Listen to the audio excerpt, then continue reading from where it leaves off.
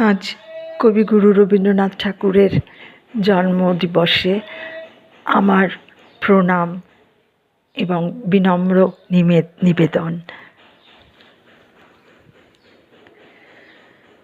মান করে রবি শশী অঞ্জলি ভরিয়া, সদা দীপ্ত রহে অক্ষয় জ্যোতি, নিত্য পূর্ণ ধারা জীবনে কিরণে আনন্দ ধারা, বহিছে ভুবনে আনন্দ ধারা, বহিছে ভুবনে।